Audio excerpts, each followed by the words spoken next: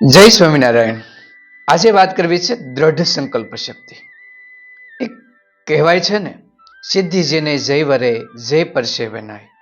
આ વાત છે અબ્રાહમ લિંકનની। લિંકન જ્યારે નાના હતા ત્યારે એકવાર એને ખબર પડી કે નદીના સામે કાંઠ ઓર્ગોન નામનું ગામ છે। આ ગામની અંદર એક નિવૃત્ત જજ રહે છે।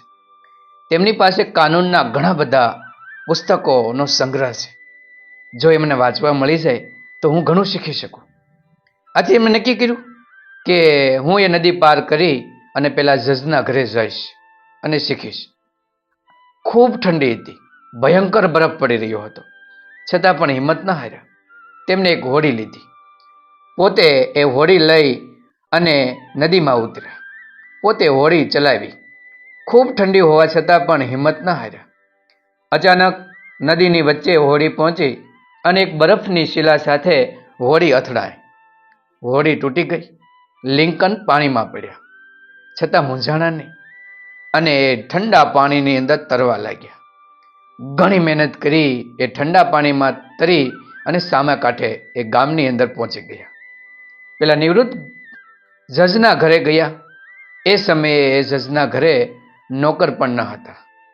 આથી લિંકન એ જજના ઘરે રોકાયા અને નોકરનું કામ કરવા લાગ્યા।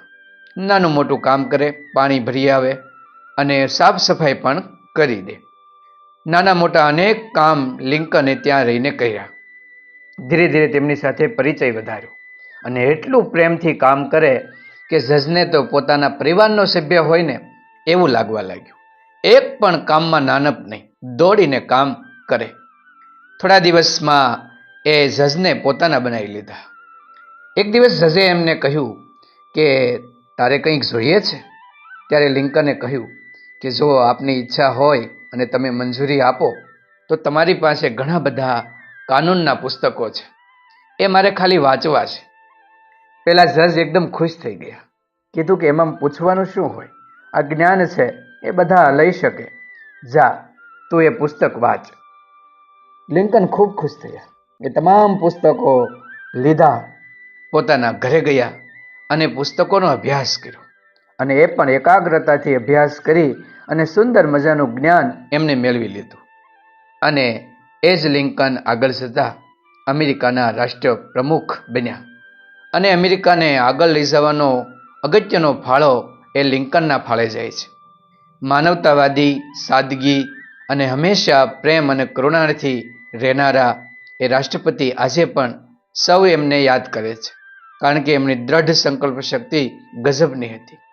ઠંડીની અંદર આપણને બહાર કીધું હોય ને તો એ બહાર ન જઈએ કે બસ ઠંડી બહુ છે, તો નદીમાં જઈને ભણવું ખૂબ અઘરું હતું, છતાં પણ સંકલ્પ હતો ને તો સંકલ્પ એમને પૂર્ણ કર્યો। આવા મહાન વ્યક્તિઓને ખરેખર સંકલ્પ શક્તિને વંદન કરવાનું મન જરૂર થાય।